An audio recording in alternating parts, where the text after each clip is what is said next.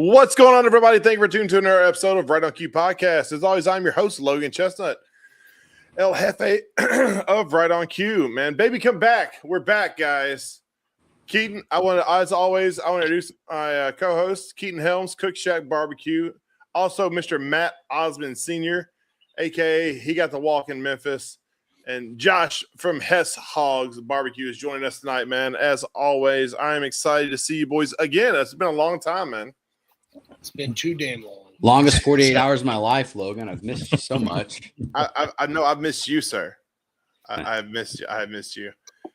No, it's yeah. So, like I said, we all got to hang out in Memphis in May, and it was glorious and magical and everything we wanted it to be. This first time the whole Right on Cue crew got to hang out and be in the same space for once. But man, how y'all feeling, man? Did you get enough sleep when you came back, or like I still feel like I'm a zombie? I told my wife, I said I need probably 8 more hours to catch up from whatever sleep deprivation I had over the last 4 days. It was I'm gonna be honest with you. On the drive home Sunday, I was like, how long can I keep my eyes shut without dying? It's bad. Like Elon may or may not have taken the wheel for a little bit on the way home. I definitely hit the autopilot on my Tesla. I'm just like, I am bummed out. I didn't get to see you get in or out of that Tesla at 6:15. I mean, how tall are you again? 6'7"? 6'9". 6'9", in at 6'7". That is the one. I had a bucket list. One of those things on the bucket list is to see Logan get in and or out of his Tesla. I mean, it's a great bucket list item, man. I can make that happen. Yeah. What up, Kevin? What's up, Kevin? Rumor was a bunch of homeless people did a soup kitchen in that thing. It is surprisingly large. That's what I always say. No, I don't. Blinky, man, tell me about how was your trip back, man? I know you had a little later night than most of us here. We, kind of the ironic thing is, we actually probably all got back to the house. Dare I say the earliest on Saturday night than any other night. I think we probably all rolled in there, I don't know, 11:30, 12 maybe, where the other nights it was early into the AMs where most of us were getting back. But man, it was a fantastic time. I do want to, before I go into a little detail, want to promote this real quick. So coming up, this is a Master Series and Backyard. It's the first time it's being sanctioned by KCBS, but this is the Mike Gannon Memorial. It's going to be in Columbia, Alabama, September 18th through 19th. All proceeds go to the Mike Gannon Fund. A lot of the guys I cooked with knew that gentleman. He passed, and it's just, a good time and a great cause. And another competition in Alabama, but like I said, both Masters, KCBS, and Backyard. So look for that later on. But I think we're all a little hoarse, or at least I am, as if any barbecue competition I'm not. But man, what were there, 160, 165 total teams between the 3 categories and your patio porkers. It was a great time had. Memphis usually is that, as I say, it's barbecue family. Logan, I know it was, y'all's first year for being there, and anybody. It's the Mecca, and here's the, for better, for worse, think about, and way back yesteryears, it used to be a 300 team event. Like, when meat was cheaper and diesel cost less back in those days. So you could only imagine kind of double the team set that it was, but you got to experience Memphis. Memphis is its own beast, and what a unique year for the live fire, open fire, all the announcements that came out of it. And our team was fortunate enough. I didn't compete with them last year, but they took second last year, and we snagged the 7th, man. And y'all saw some of the scores that were posted. It's fractions, there was no one team that ran away with it. No, definitely not, man. It was an amazing. I don't know, man. That was like you said. It was our first time in Memphis. Josh, it was your first time, right? It was, yes. So me, Keaton, and Josh, we were all Memphis in May virgins over here. We got to have our first experience in Memphis, and dare I say, what an amazing one for all of us here. Honestly, I don't think the weather, nor the people, nor just the events going on in Memphis could have been any better. It was like I said, I've been to the Royal, I've been to some very large comps, and none of them, in my opinion, hold a candle to Memphis. I always heard great things, but it definitely lived up to the hype. Keaton, tell me a little about your experience up there in Memphis. My experience. All You right, had a different experience than all of us. Oh, my experience was an experience. So, Josh, you cooked with Heath, right? Yes, sir. All right. So, as y'all were sleeping silently, peacefully in whatever bed you might have been sleeping in, we had bunk beds. That's exciting. Well, you want to know what I was doing at 1 to 2 to 3 in the morning? I was cleaning up after what is formerly known as the frat party at my booth. And let me tell you something. There were, at Logan, you came by. How many people do you think were there on any given night? I don't know, man. 180. Ridiculous. Oh, dude. I mean, our booth was shoulder to shoulder. I didn't go the first night. I just went the second night. I didn't get to see the debauchery the first night. But it was just as bad. Just as bad. I mean, the people that put it on, Whitney and Tim Wilcox, they did a fantastic job getting us what we needed to be successful on the competition side. But as payment for them doing that for us, we had to cater for their guests, which was fantastic. I mean, we loaded down the backwoods, bunch of racks of ribs, seafood pastas, whatever we had to do for that night. And it was just a nonstop thrill ride, so to speak, all throughout all hours of the night. And, that experience to cut your teeth on Memphis in May, having to do the competition side as well as essentially run 3 nights of catering.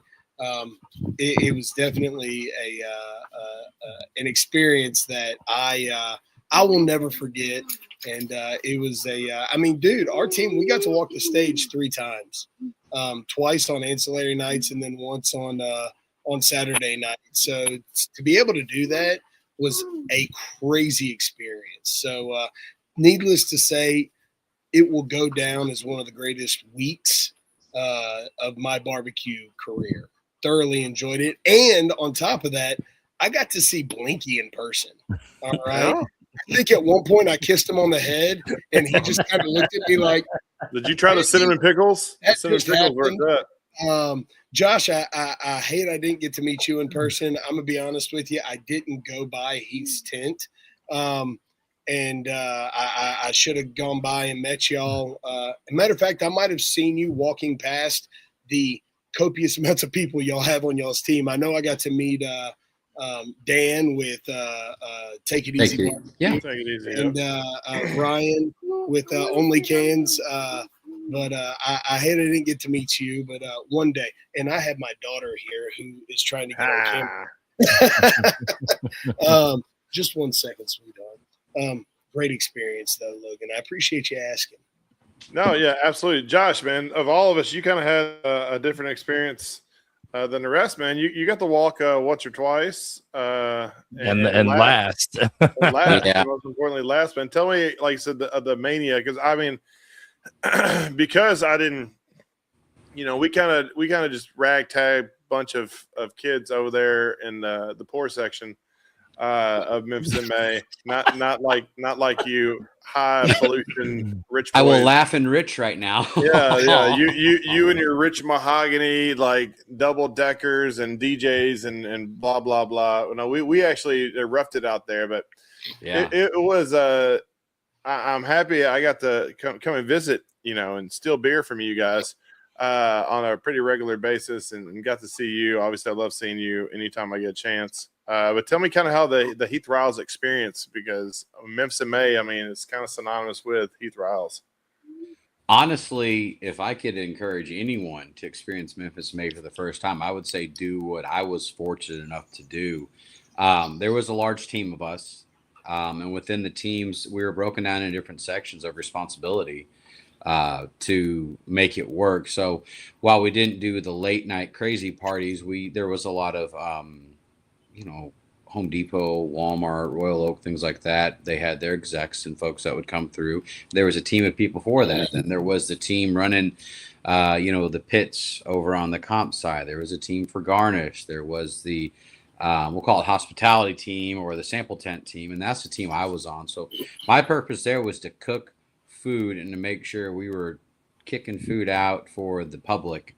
But through that, we still had some spots where, okay, it's after 4:30, we're done with the food. The public they've got the samples that we had for the day. So then I was able to go through and experience Memphis, kind of in the latter part of the evenings. No late night partying though, because honestly, I wasn't there for that. I mean, I had a purpose, and my purpose was to do that, and I wasn't going to let the team down with that. Well, and from a Heath perspective, man.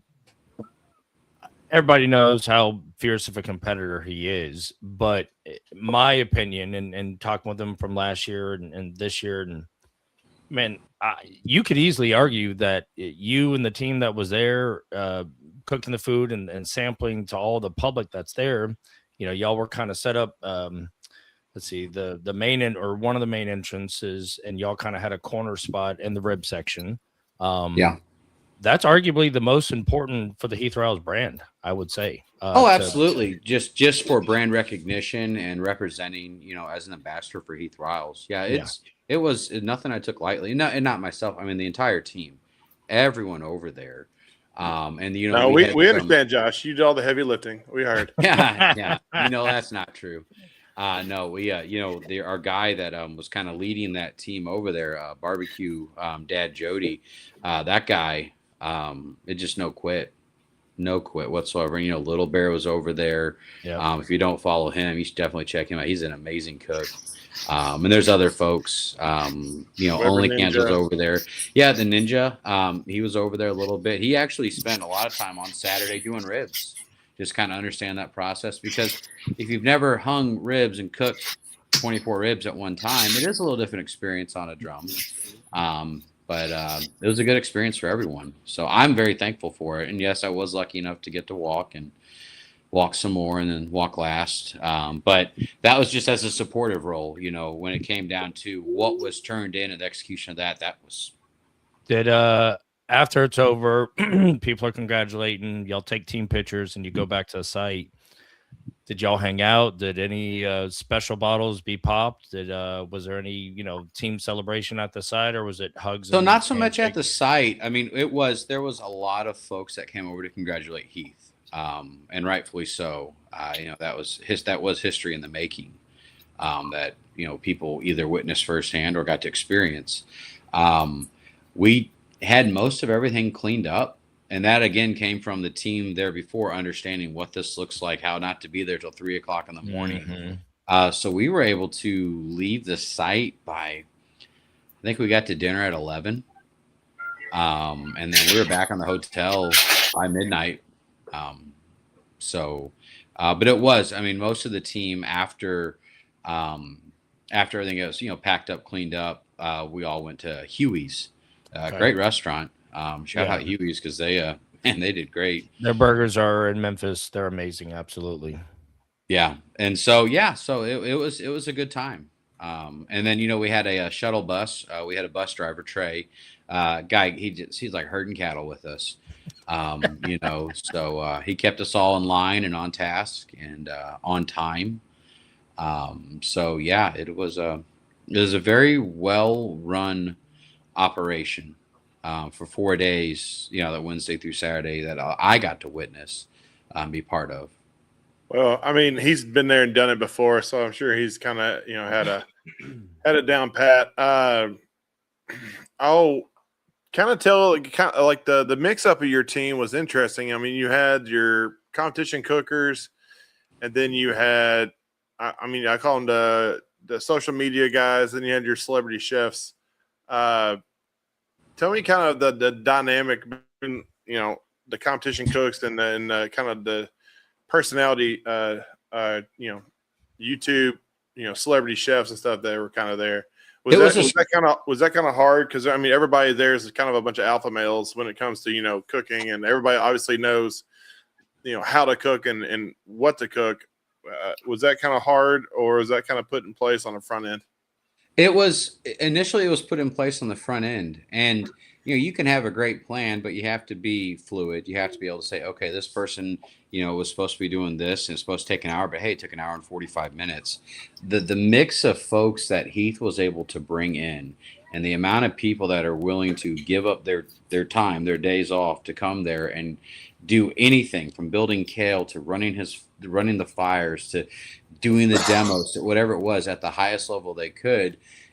People wouldn't do that if they weren't appreciated, if it wasn't organized. So, and that lens, it was very well. And just the mix of, I can't tell you how many times whenever Married to Barbecue, she was over there in the sample tent on Saturday, and people would hear her voice and they're like, that voice sounds so familiar. And then they put two and two together, like, holy cow, she's here handing out samples. And Weber Ninja, that guy, ketchup popsicles to a woman in white gloves, right? That guy could sell everything.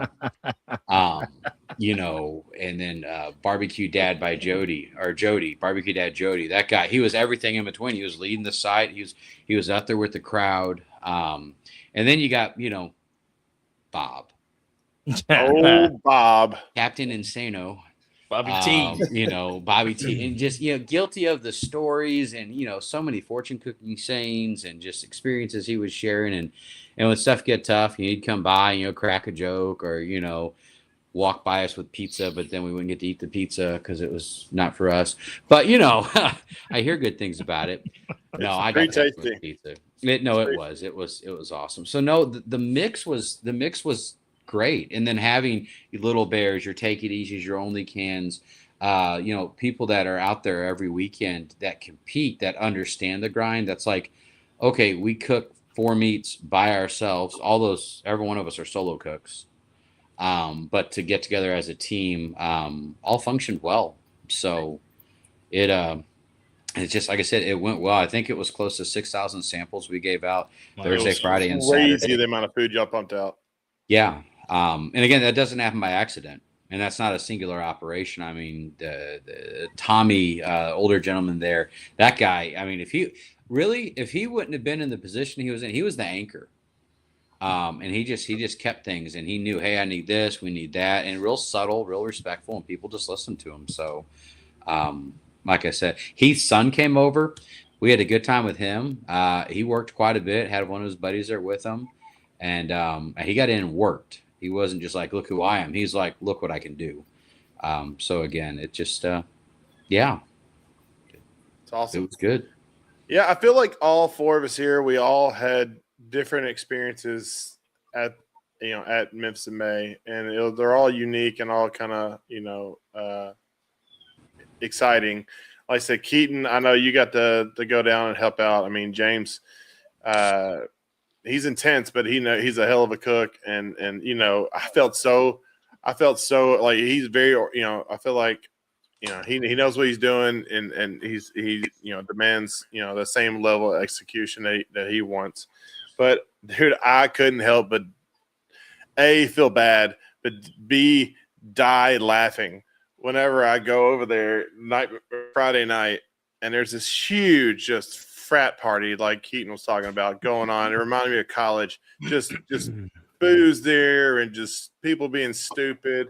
And then you have Keaton and another, I forgot the older gentleman's name. He's a super nice guy, standing guard. And there's this little table in the back. It looked like a blend of like Animal House meets Godfather. You have like the Godfather in the back just trying to trim ribs, and in front of him was just nothing but like debauchery and just like a Broadway bar. I'm like, I don't know how or why in the hell he chose that moment to trim those ribs, because there's no way in hell I could have done that and not been distracted by 10,000 things. And what if somebody spilled beer on it? What if somebody spilled? I mean, there's so many things could have gone wrong there. Yeah, that right there was I've never experienced a situation quite like that. He goes, not the smartest move of the weekend. He goes, well, but that's not the first time he's done that. He likes to do that. He says the people want to see that. He wants to give them a show. And that's great. I'm going to be honest with you. He's very methodical in the way he trims his ribs. And I'm sitting there and I'm like, that's a lot. I mean, it probably took him anywhere between 5 to 8 minutes to trim one rack of ribs. And it's not that he was slow with it. He wasn't slow. He was just that detailed in what he was doing. And so if you walk into our booth, it's just a shotgun style booth, straight back. You've got the bar to the back left, and then it's kind of open everywhere else. Well, in the back side, you have the trailer. So if you just keep going, you've got the back of the house. That's where all the smokers are. So, I mean, it's just all open. And James goes, all right, we're going to set a table up right here.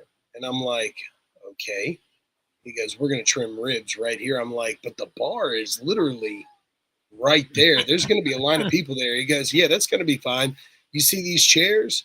Y'all are going to sit here and y'all are going to be a buffer for me. So Saul and I, that's the gentleman that was sitting there with me, Saul Dupuis. And he goes, y'all are going to sit there and stand guard. And we did. We sat there.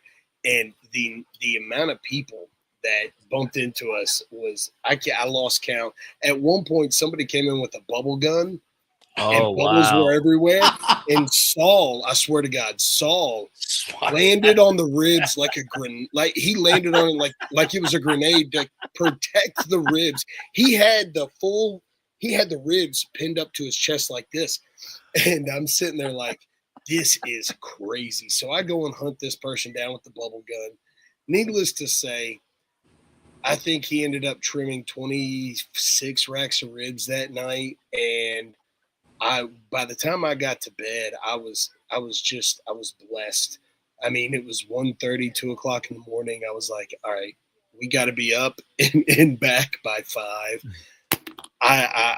Do I just go back? I don't know, man. It was it was an experience, Logan. I'm glad you got to witness that, buddy. That was I was like laughable whenever I saw that. I felt A, so bad, and B, was laughing my butt off. Because it reminded me of like those first comps, you know, when you cook the very first KCBS comp or whatever comp you cook, and you just don't know what the hell you're doing, and you're trimming stuff on site and blah blah blah. And I'm like, I remember those times. I remember like the drinking and the trying to trim when I'm like one eye open. I'm like, oh, and like I felt it just I don't know, it made me giggle. But I mean, obviously, you know, he knows what he's doing. He turns out an amazing product, and y'all had a great turn showing.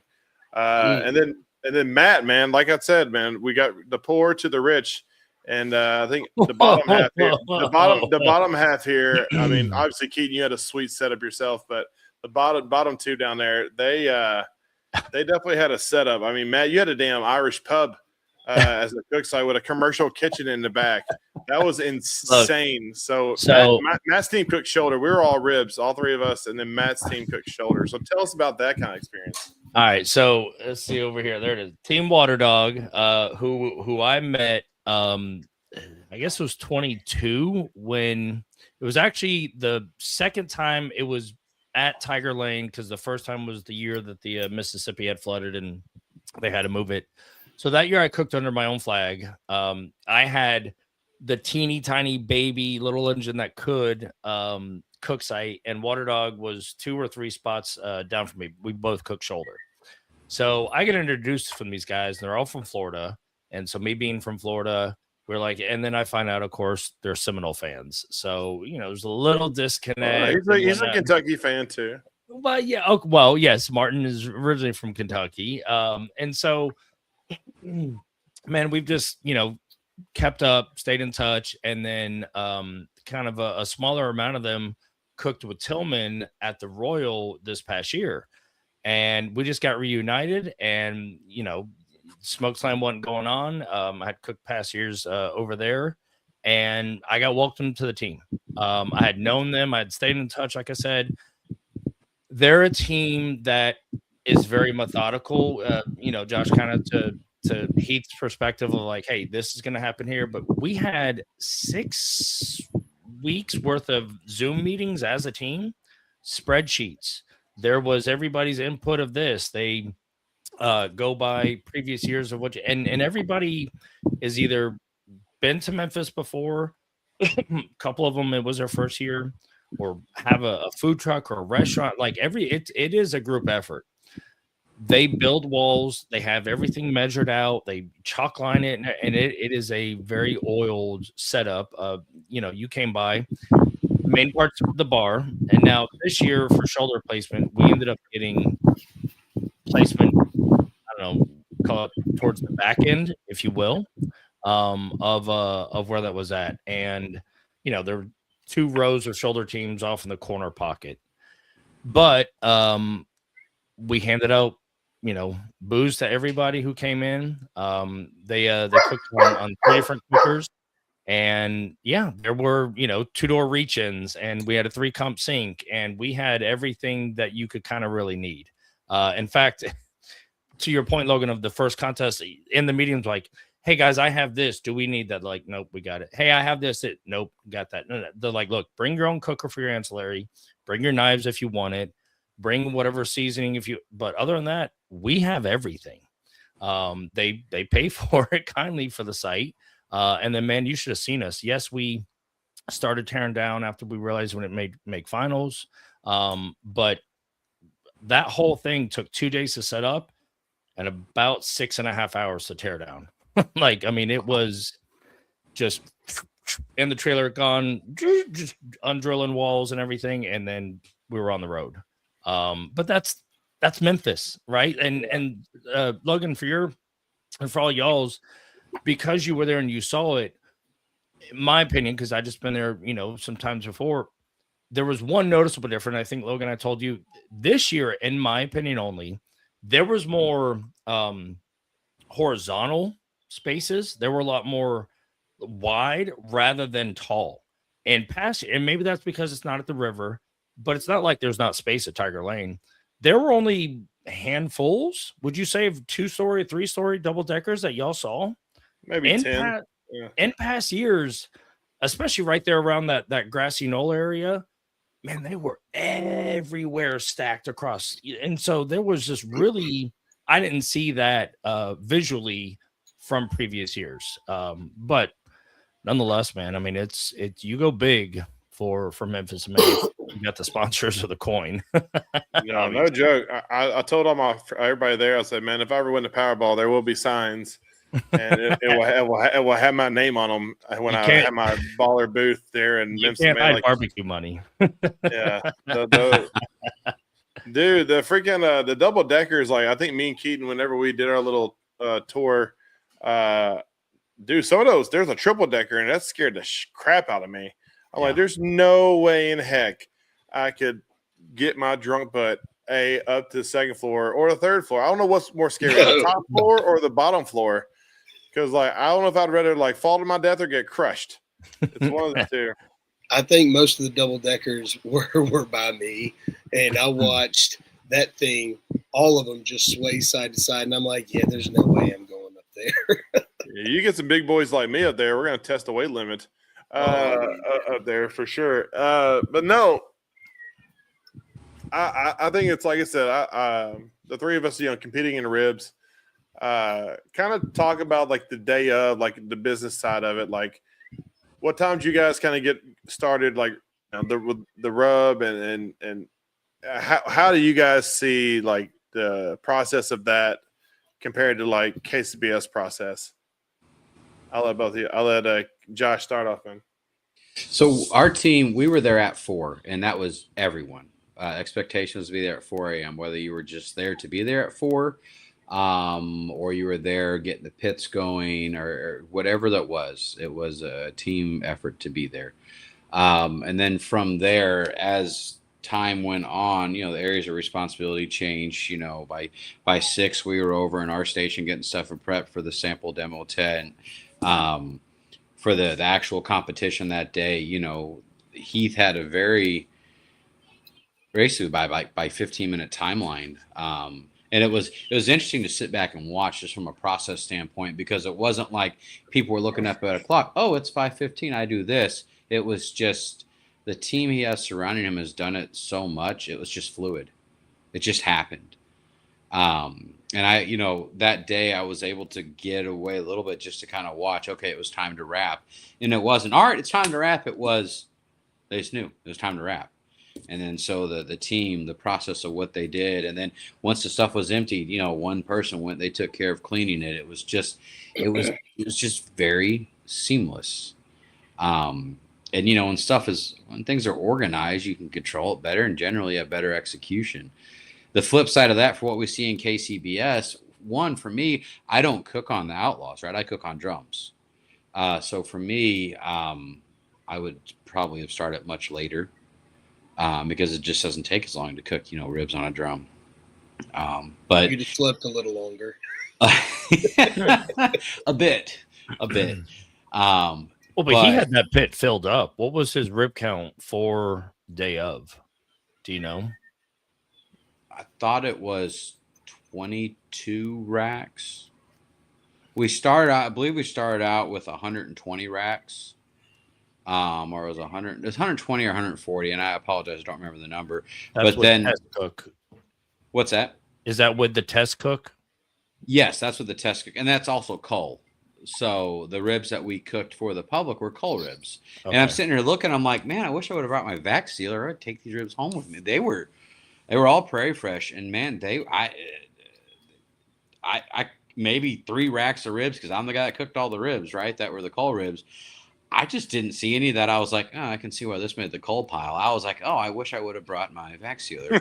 If I'm being real, I mean, those ribs but anyways, yeah. So there was the test cook that happened Friday. And again, okay, Ryan's saying 16 for blind box on the site, 8 racks for later. Okay, so I guess that'd be 24 if I'm doing the math right. So thank you, Ryan.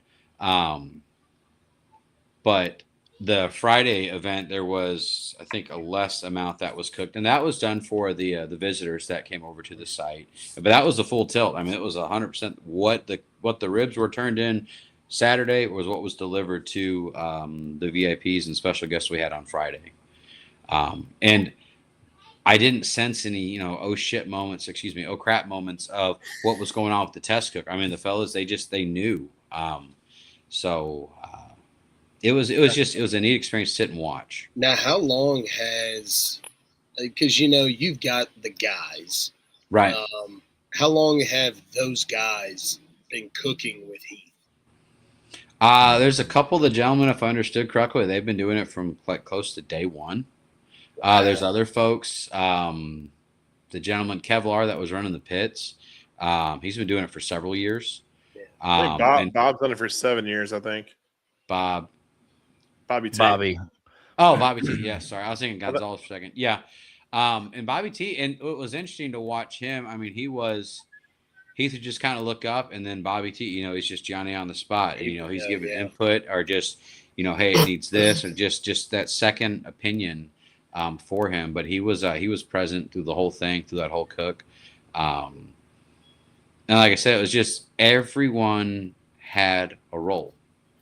Now, could it be done with less people? Oh, sure, absolutely. But, with less, it could have maybe, what if someone forgot something? It might have been a little more detrimental. Or what if we had an OS moment? What if weather would have been a factor? I've not cooked there before, but we've all cooked in weather. So on to that point, on Saturday, you guys felt those clouds kind of rolled over and the barometric dropped, right? I mean, it kind of called for rain maybe. But I'm positive some people's pits, depending on what you cooked on, probably felt that. And we felt that in shoulder. So Water Dog cooks on Southern Q and stumps. And, we fought those pits for a little while. They were holding at about, the shoulders 191, 192. I will say that the team I cook with, because it's a low and slow process, they will just say that they pull it less than 200. And coming from an offset hot and fast guy, I was like, but why? I tell people, look, I cooked to 200 tender, right? I mean, that's my finish temp, as probably most alls are. But it got, let's see, Eric was there. We're putting probes in it, just trying to find. And it stayed for like an hour. It's 9:00 Saturday morning, and we still had 4 or 5 shoulders that were not there yet. And we just dumped a little bit more charcoal in there. We kind of burped it, and then they hit temp, and they went into the Cambro. But it was on our end in the cook site 9 to 10 o'clock in the morning, knowing that your box, so shoulder box was due, the window was 12 to 12:15 for shoulder, knowing you have to have some rest time. Now we also had multiple shoulders, but we were, for an hour or two, just kind of looking at each other like, come on. How many did you cook? We brought 12. We cooked 9. On Friday night, we made a decision. I mean, they were all trimmed out, except for one. One just completely didn't get trimmed. And, we said, okay, these are finals. So, and I'm sure most of y'all did the same thing for your finals presentation and for all on-sites. You gave the on-site judges options, right? You didn't just have one rack of ribs or one shoulder. In our case, to present, we gave them options. So we did start the finals shoulder just a little bit later, and as the trimming was going on, as this and that, it's like, okay, and we kind of rearranged it in pit, and we drew a diagram. Top left is this, top right is this, within the pits, and man, we had a stellar box. We got a perfect score on the box. So that's what aided us to walk the stage, I'm sure. I hadn't seen the final thing from the on-site judges. I know we'll get to that here in a second because we all probably had different experiences. I know, Logan, that you guys definitely had a fun experience with one judge, as it has been. And some of the quiet judges, and again, I know this from my one time under my own flag presenting.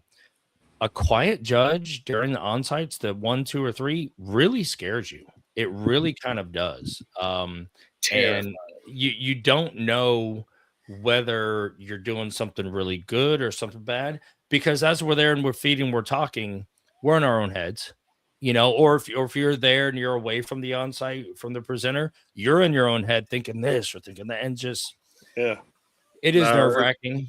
I'm sure for shoulder, definitely nerve-wracking. But Keaton, yeah, so like when you were going through your stuff, like Dale, did y'all have any like oopsies or anything like that? Because what did you cook on again? So we did a backwoods cabinet smoker. I tell you what, that thing hung, purred, it did everything it was supposed to do, and it's not necessarily a hot and fast cook, but it's not a low and slow either. We got there at 5 a.m. and, watching James go through his process. For those of you that don't know, James Cruz is out of the New Orleans area, the only world champion from Louisiana, which has just been it was an experience because, look, I'm from South Mississippi, so I'm a hop, skip, and a jump away from Louisiana. But to get to hang out with a lot of these Louisiana people, I learned a lot, not just about barbecue, but about life itself. So we all got there at 5 a.m. and to see that process play out. I mean, James is very methodical. He is very detail oriented, and he did a good job delegating. He made sure that everybody knew what their role was, and and then, of course, we didn't have a ton of people. I think we had 6 guys on the cook team, so we all had a bunch of different roles. And if somebody was getting tied up somewhere else, somebody else would jump in. Like at one point, I jumped in on the processing of the ribs and going through that boxing process with James. It was eye opening. It's people can really overcomplicate barbecue, and sometimes less is more.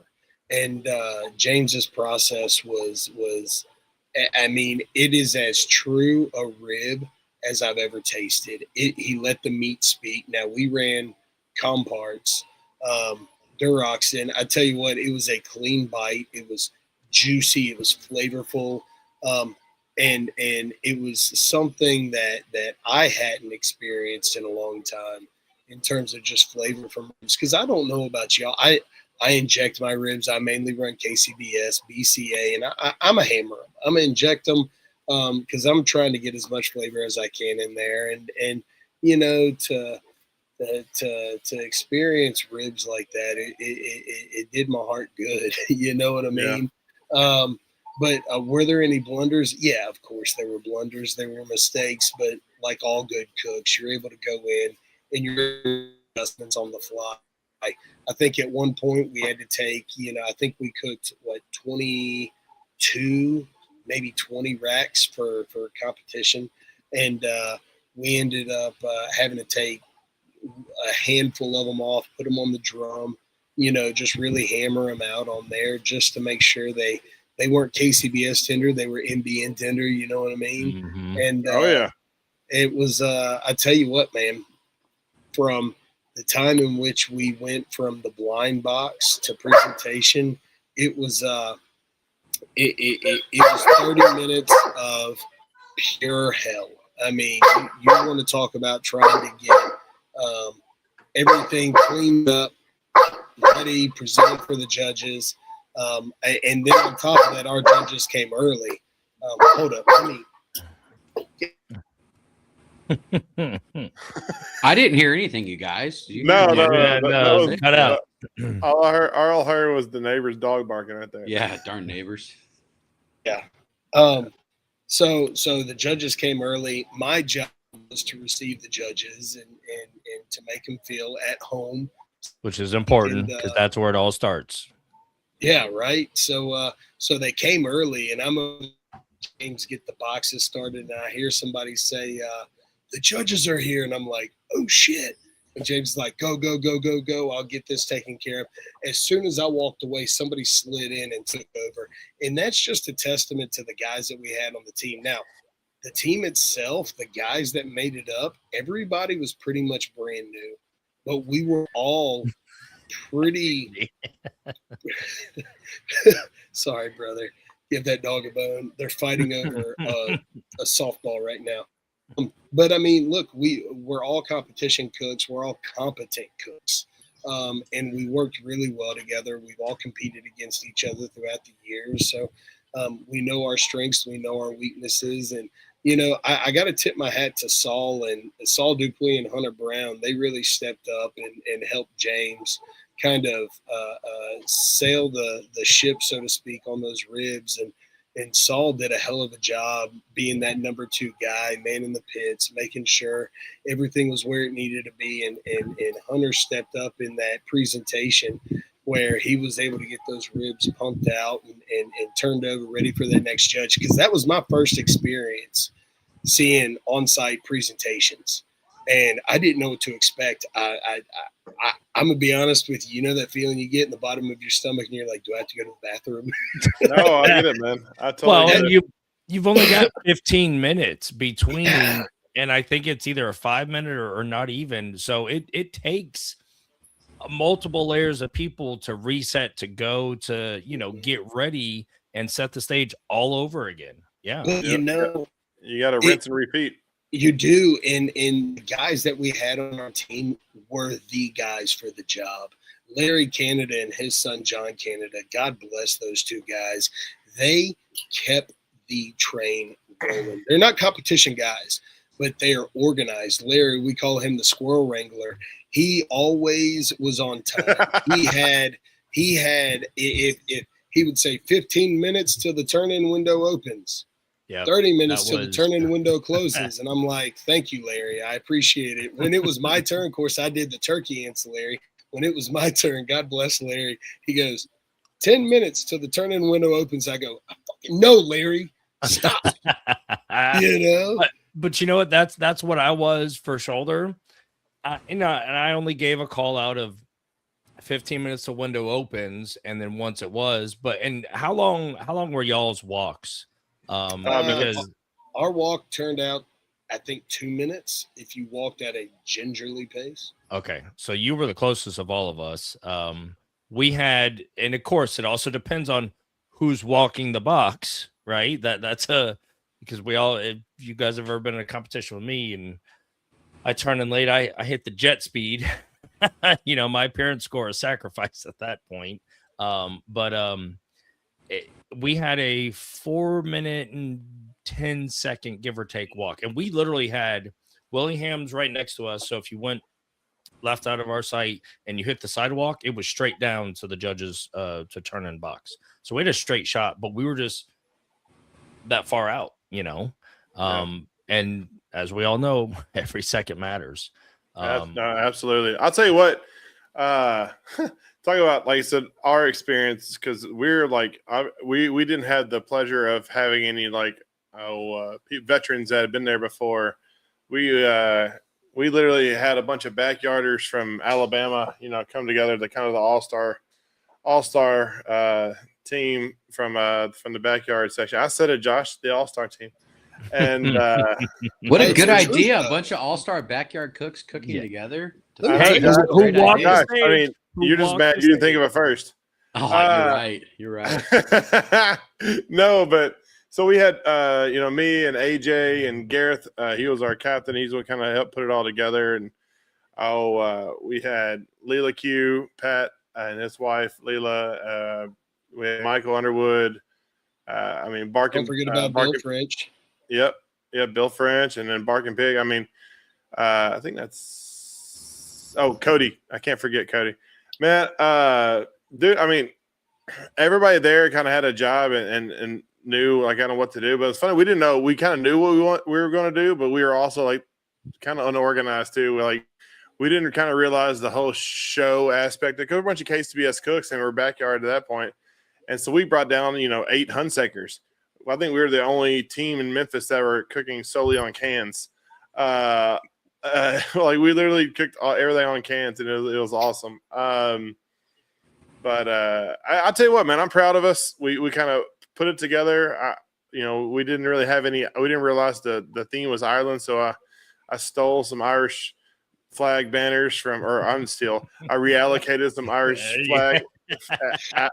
flag banners from some of the Q kids that already left. They had it in their tent. I'm like, oh, they don't need this. Yep. And it kind of dressed it up. But it was so cool to kind of experience, because I've never cooked MBN, or I know Memphis in May is not MBN, but it's still same, but different. It was different, man. I'll be honest with you, I hadn't cooked baby back ribs in 10 years. I just don't cook babies, and we injected the hell out of them. We just ran our KCBS recipe, and lo and behold, man, our little ragtag bunch of misfits, man, we came together and made it respectable. Well, I had to leave early. I gotta say this. Yeah, the reason why that I got the award, I'm sure throw this out there, because I left early, and when I leave early, we win shit. That's how it always happens. And sure enough, man, on the way back, I was watching the awards, I think on Blinkies, and I heard 10th place Brothers Q and 256 crew, and I pulled over. It was like, yeah. Dude, I was losing it. I lost it more for Gareth than us getting an 8th place rib call. I cried almost when Gareth got that call, man. Well, oh my God. AJ, I'm not calling him out or anything, but I swung back around and, how's the cook? How's everything? And AJ kind of, he had a little bit of a look. Yes, you did, AJ. Yes, you did. And I was like, look, man, we didn't make finals. Okay. So I was like, but they still call 10 through 4. He's like, yeah, I know, man, but I don't know. And I was like, look, if you walk in Memphis, and I told him, I said, look, you get a call, you're still going to walk, aren't you? He said, well, yeah, I'm going to walk. I said, okay. And so as soon as I called him, when I found AJ, and I was like, I told you. Yeah. I was pumped. Hey, real quick, Logan. Gareth just texted me. He's bummed he couldn't be on the show, but he wanted me to read something, if that's okay. Yeah, absolutely. He said, I'd like to thank the entire 256 crew for believing enough in me to join this past weekend. What seemed like an impossible mountain to climb was met with hard work, talent, and some barbecue luck. I'd like to believe my dad had something to do with the barbecue luck. This is 99% of your guys' victory and 1% mine. Love you all and can't wait to do this again in 2027. Man, I got goosebumps just now. Well said. No, that Gareth, was awesome, we love man. you, brother.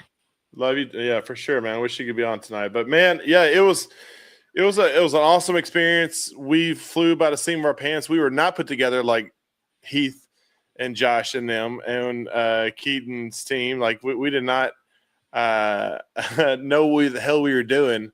But somehow, with all our ancillaries and whatnot, and we got a bunch of top 10, top 20 calls on ancillaries, and we tied with number 1 on exotic. But of course, we lost coin flip and got 9th. But no, man, I was proud of how we did. We, like I said, everybody on this panel, and really I think all of our main friends, I mean, they all got to walk the stage in Memphis. And as we all know, man, that's the epic center of barbecue.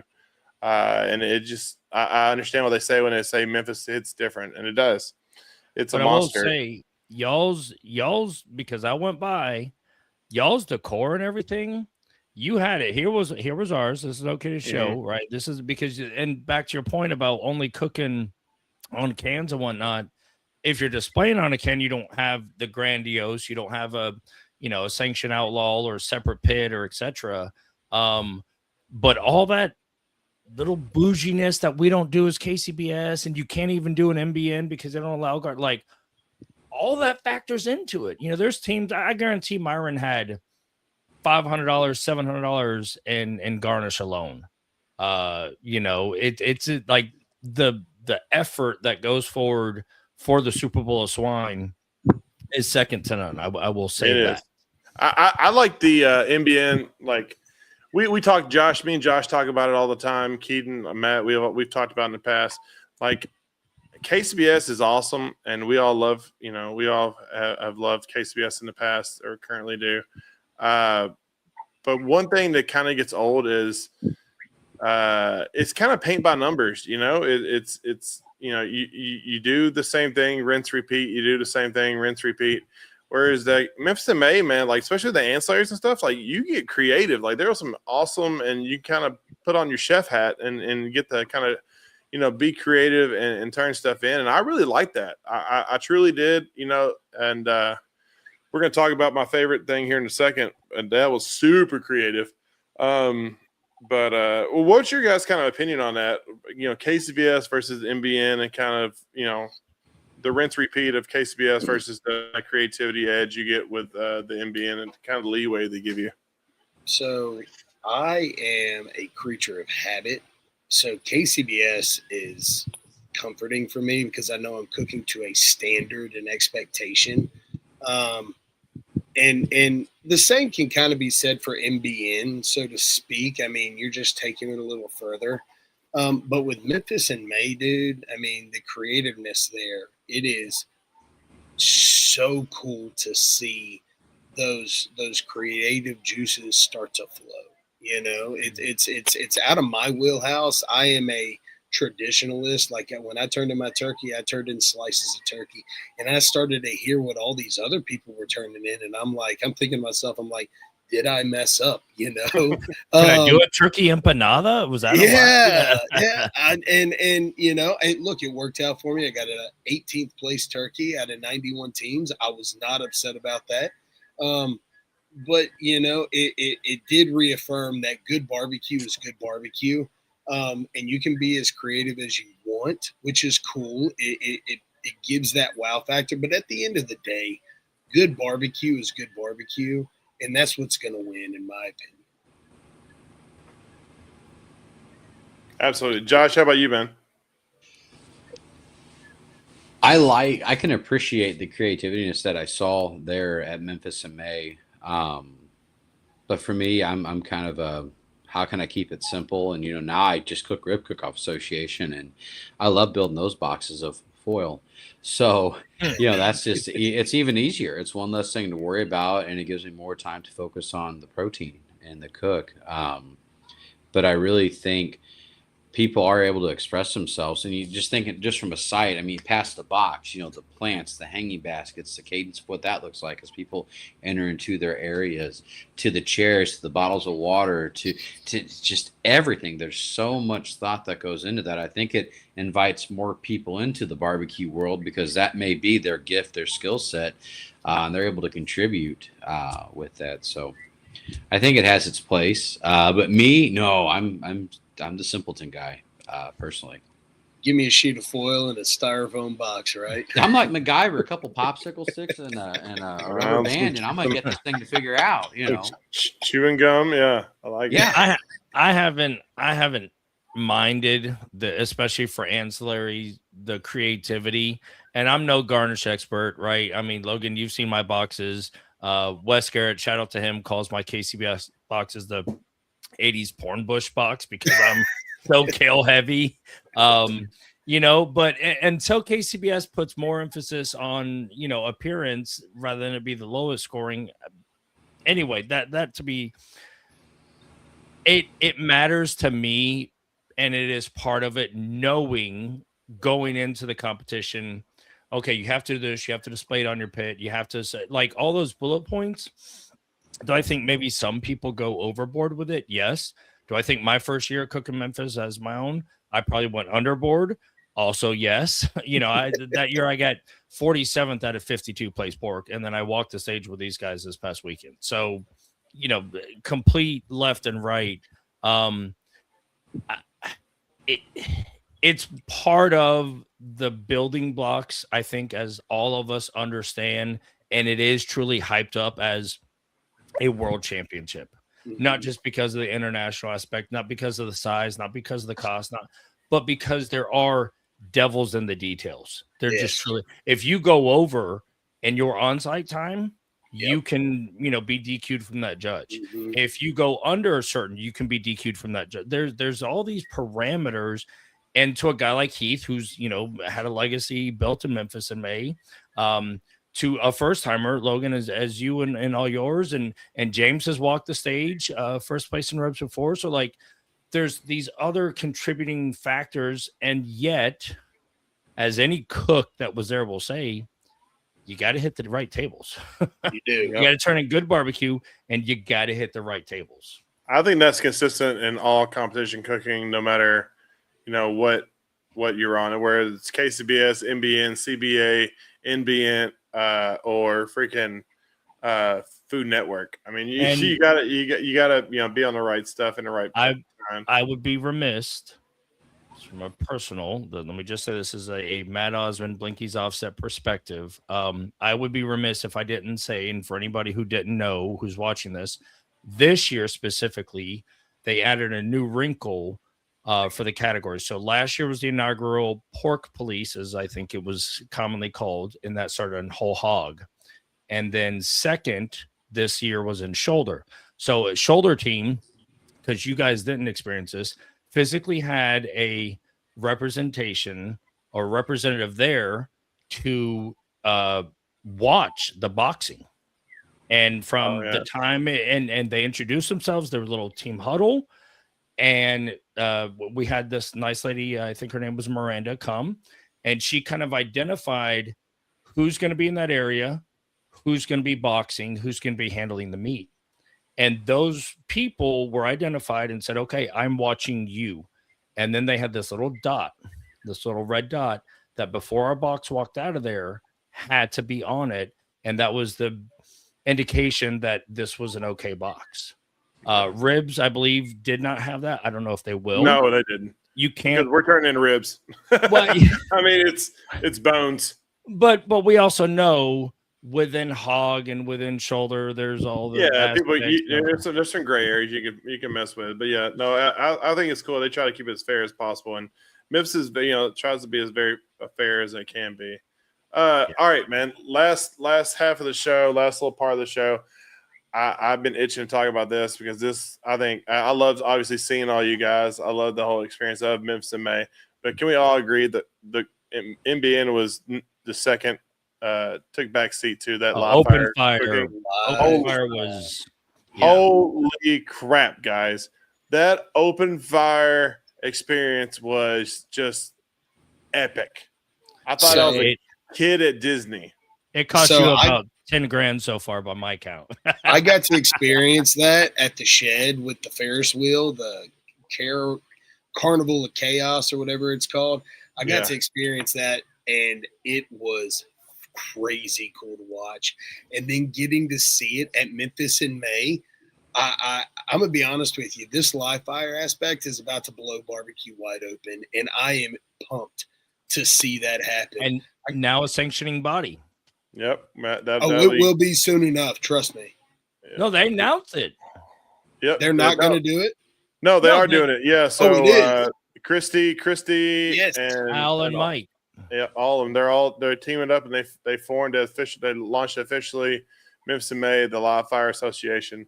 So I'm Ryan. Like I said, I mean, guys, I've talked about it on Josh. Obviously, you've haven't been on as many pods, but I'm sure you've heard me talk damn near every episode. Like live fire cooking is the redemption and savior to competition cooking, because I mean people were paying $30 to go and experience all the live fire cooking. And Josh, I mean, you got the experience in Nashville. Kind of tell me what did you get to walk around there in Memphis, and then obviously you got to check it out in Nashville.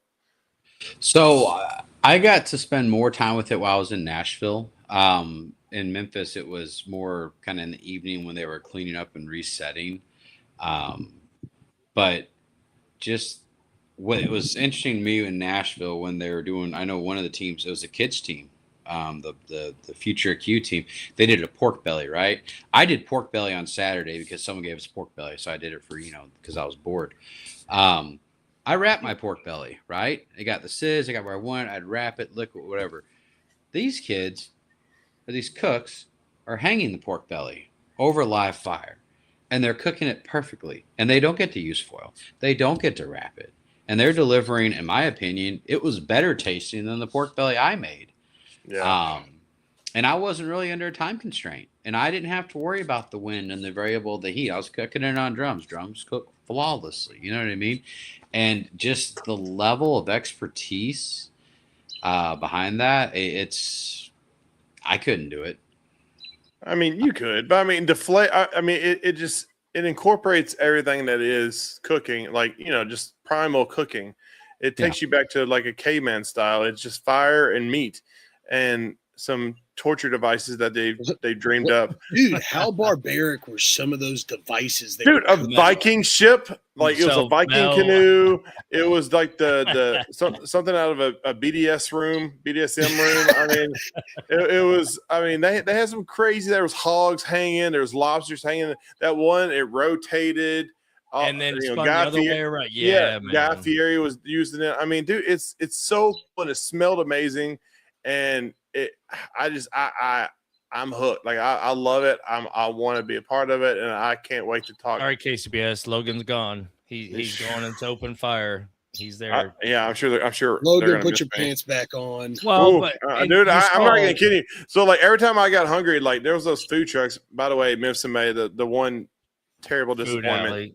Well, yeah, Food Alley was hot garbage. You have to do better. Pronto Dogs was there. Pronto Dogs was there. So no, Pronto Dogs was garbage. Their corn dogs is horrendous. What? Are you talking about the long ones? Yeah, they're garbage. All those corn dogs were horrendous. Like they couldn't hold a candle to Sonic. But that's beside the point. No, the lemonade was good though. But the food vendors were atrocious. Well, but understand from that aspect. Hold on. But you couldn't like. The food, like I didn't want to pay for any more food because I kept going to the open fire thing and kept getting samples. And that's what I'm saying. To be a food vendor hey, this costs $25 when every Tom, Dick, and Harry, we've cooked so much pork, so much everything. Just give it out. Give it. Like you got to have some balls to go into Memphis in May and make. And as a previous food truck owner, maybe, but you got to have some banging food to compete with everybody there and the giveaways. Dude, I went to the Yoder tent and had some of the best lamb spare ribs I've ever put in my mouth. Oh, dude, that was old boy from Barbecue Brawl. Gosh, he's gonna be on the show here in a few weeks. Yeah, he is a fellow cowboy charcoal guy. Yeah, man. He's a short guy too. Definitely. Who isn't short to you, Logan? I know, no, he's a nice man, but no, like the lamb ribs were phenomenal. The cornbread, I mean, if you're anybody in food or anything, I mean, freaking the poop sickles, those are awesome. Dude Wipes did it right. No, but the cornbread guy was there. Jeremy Yoder was there from Meat Scientist. Tuffy was there. I mean, everybody who was anybody in the food scene, whether it be social media or competition, was at Memphis in May. And it was just so cool to I got to meet, I've talked to Harry Seal on the show before, but they got to meet him in person. That was super cool. I mean, it's kind of, we have our food idols, and it's kind of cool meeting some of these guys. Except for Wes Garrett. Wes Garrett wasn't there. Yeah, I know. Josh, tell me what was your favorite pit at Memphis in May at the live fire? Like which one was like, holy crap? The one that I thought was the neatest one, and I joked about it, like it's like what I wanted for Christmas. I was the size of this pit. But it was just this massive, like almost bird cage looking thing. It had stuff at the top, at the middle, at the bottom. You could suspend things. I thought that was just like, it got your attention. But the most interesting one I thought I saw from a presentation was the one where they had the hog. So they had the skeleton of the hog on there. Then they had the different parts of the hog broke down. I thought that was an interesting way to present a whole hog and just the different parts of the hog. Those would have probably been my top two. Yeah, the gyro, what how you say it? Gyro. Yeah, the freaking, it looked like the gravitron at the old fairs used to go to. Yeah, I mean it was just basing. It's right next to Smoky Woods and Matt Messer over there at their tent. It was shout out Smoky Woods. It was awesome, just awesome pits, awesome. Cool people, like not only like the Yoder put on a hell of a show with all their, I think they sponsored the live fire because they had all their Santa Marias out there. And then some of the personal pits, like the taxi cab, like that was cool shit. How cool was that? I mean, dude, so cool. R.I.P. Ricky Bobby. R.I.P. Hey, Logan and I went walking around, and we just busted up into these people's areas. Yeah, we're like, hey, guy. We're coming to look at this, and they're like, okay, move out of the way. Logan's like, let me see what's in the trunk. I don't care. Grill. Yeah, I mean, honestly, like as far as like famous whole hog MBN teams, I mean, they're up there. Especially like one of the most unique smokers in NBN, the taxi cab was just amazing. But no, like the live fire, like honestly, guys, what's your opinion? Like I think KCBS or someone NBN or somebody, I think NBN's already hopping on the bandwagon, but should do some co-oping or partnering with the Live Fire Association, because you need to like have live fire events with KCBS events, in my opinion, just to bring the crowd back and make it profitable for a lot of these organizers, because we're seeing more and more, competitions. The toilet, that was awesome. Shout out my boys from Knoxville putting that thing together, TMG Pits. But no, like they need to bring that to events, because we always talk about like we got to get crowd participation in. And I'm sorry, guys, People's Choice is not it. Like no one cares about a little, shot glass of pulled pork that, they want to see us cooking. Yeah, they want to see it. They want the experience. They want to, because you can't hide. And like that's another thing about open fire. Like one man cannot run that show. Like that's a what do you say, five-man team. Probably. Yeah. I mean, to keep the pits going all night and like putting the work in and stuff like that. I know there's going to be some difficulties, like me and Matt talked about with the weather.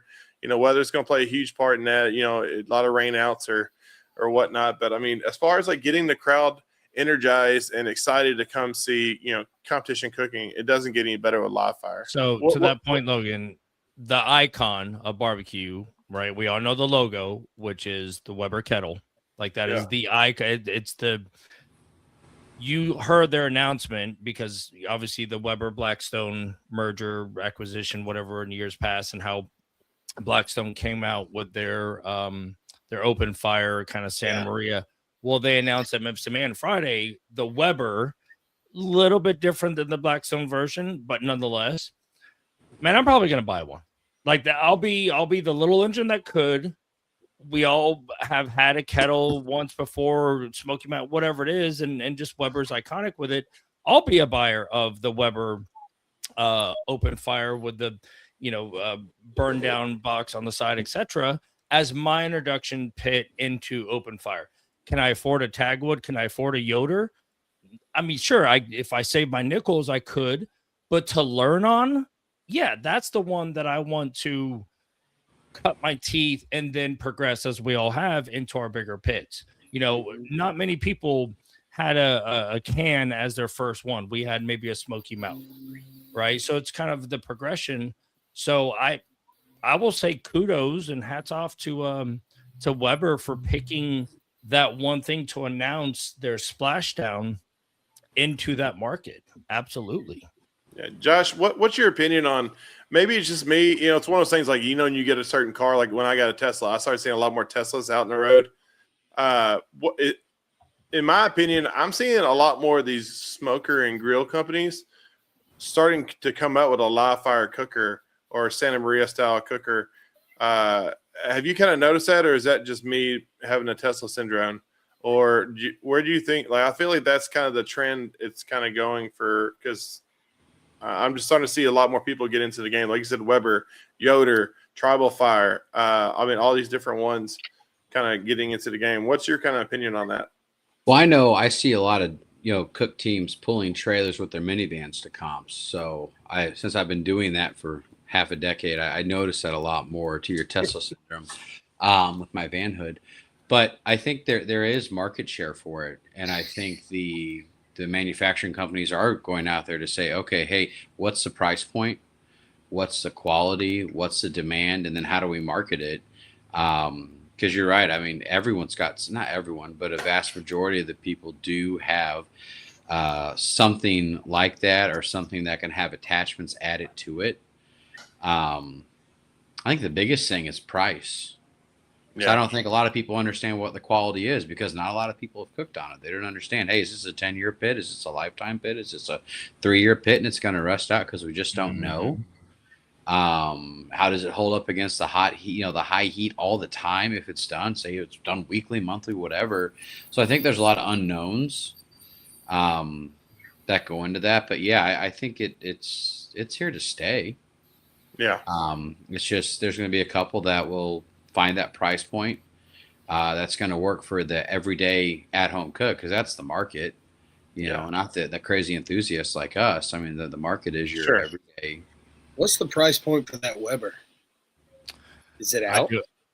Well, they announced it. Probably what, $400 or $500? Oh no, that. That's a Weber, so I just assumed like $500.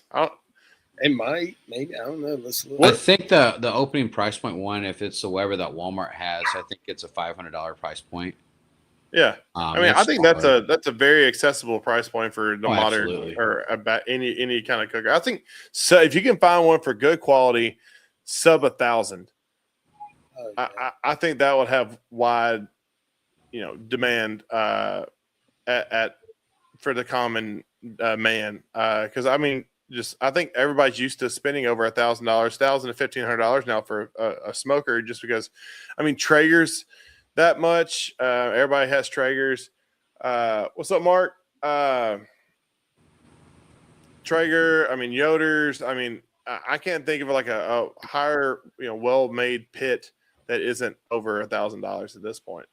So, I think you can, like the Tribal Fire, like the one I want to be getting. That one's, I feel like one of the more accessible. I think it was like all in with the Santa Maria attachment, all the toys and bells and whistles. It was like $1,800, and that's where to stand and everything. I think that's it's pricey, but it's also not insane. It's not like probably the $15,000 like that the taxi cab was.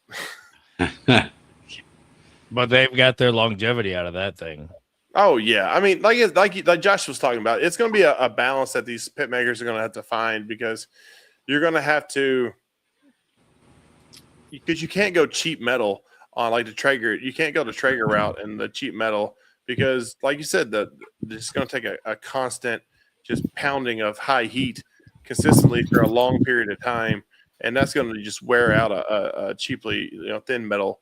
So you're gonna have to go 1/4 inch if you want that thing to last a lifetime. the Blackstone Santa Maria Blackstone Bronco open flame at Walmart is listed at $494. Weber, because it has a couple extra and it's the parent company, and I'm gonna guess it's gonna be $700, $750. That's my prediction. I don't know. I'd love to, and here's the thing, we'll talk about. I'm gonna get to cook on one this weekend over the TMG Fest. Pictures or it didn't happen. Okay, I got you, big boy. Okay. No, there you go. Base model around $899, premium larger model around $1299. Expect release around early 2027. 27. Yeah, that sounds about right. That's awesome. Well, like I said, man, it's and the other thing about it is not only it's cool, especially for I'm gonna put one in my backyard kitchen, outdoor kitchen at my house. Like if you have a by the party, way, that kitchen keeps growing and growing. It is. Shut up. I know. You're telling my wife, but no, like you have a cookout or a party. I mean, we talked about this. Like, where are you gonna hang out? Like, if I see a Santa Maria pit or something like that, that's like open fire cooking, like something meat hanging, like I'm going there. I'm throwing something on there to watch it burn. Yeah, exactly. I mean, it's just like I think it's the caveman in all of us. It's the pyro. To just like to watch shit burn, and it's just part of it. But the last part of it, I mean, you're gonna need a wood sponsor or a fuel sponsor just to be able to afford, because it's definitely expensive to keep these things going, especially if you're just running straight charcoal or wood. But it's like having a 69 Chevelle. Yes, the gas mileage is terrible, but who cares? It's just cool. It's just cool. Not your daily. Yeah, it's not that like you said, it's not gonna be the pit you're cooking your kids' cheeseburgers on. It's just you guys or something like that. It's gonna be your party pit, and it's gonna be like your show pit. And when you do it, who cares how much fuel it costs? But I care. You'll be all right. You're sponsored by Cowboy Charcoal. I don't want to hear it. I am. Cowboy, send me some more chocolate. That's right. No, man, but that's I don't know. That was such a cool experience. Between that and Home Depot did an excellent job on their demonstration, the live demos, and all the excellent food. They weren't pumping out as good food as Josh was over there at the Heath Riles tent, but I mean, it was. And they survived a fire. Yep, that's true. Oh, was there a fire over there? Y'all had a fire? We didn't have a fire, Heath Riles tent. No, sorry, the Home Depot area. There's no fire. Lord. Had a small flare up. Stand by right here. So that's the bottom part. And, hold up. I got this. I got you, Blinky. And there it is. There was the hold it there, Blinky. Oh, that's not bad. That's a baby fire. No, not at the time. I love the tent. I love the little hole in the tent. It's like it's a chimney. But it was right behind the stage by their container. But anyway, it happens. It was cool though, man. But hey, hell of an experience, hell of a time. I love seeing all you guys there.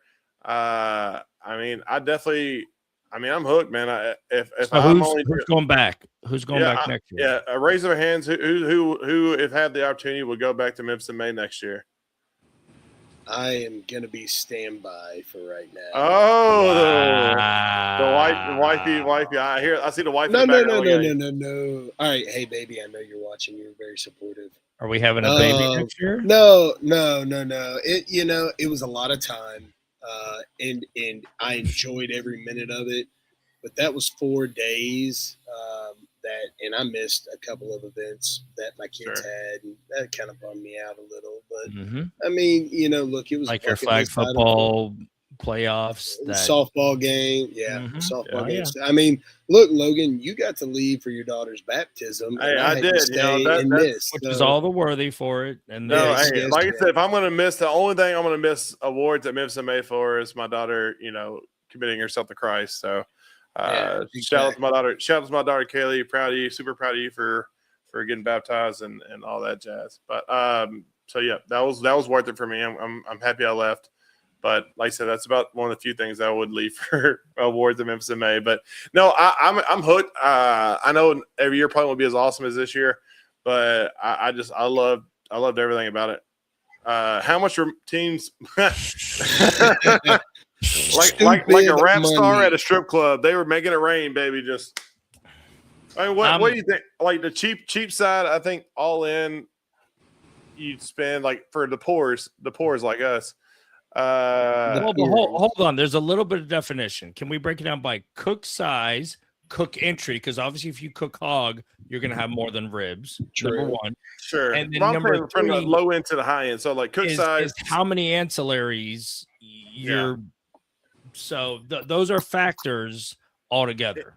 We'll say what anywhere from $7,000 all the way to $100,000. Yeah, at least. That's smooth. good. Josh, what you think? $100 million. $100 million. That's what it costs to get me there. I don't even know what it costs. Here's my bold prediction. Knowing and talking to Heath, I don't think Heath won as much as he spent. No. Oh, but he'll make a. I didn't say that. I said that was a net loss, but for the branding alone and the award is net positive. We'll say that. But no, man, it was an excellent experience. I loved it. Big shout out. Like I said, it's like going to the casino the first time and you win some money and you're hooked, you know. And some people did that. They went across the river. Exactly. Good shout out, Matt. No, but so I'm hooked. I want to go back every chance I get. Hopefully my wife will let me. I said it was a once in a lifetime experience, but sometimes those just happen again. Once a year experience. Yeah, exactly. No, but I guys, thank y'all. Like I said, I appreciate y'all coming on. It was an honor and a pleasure hanging out with each one of y'all.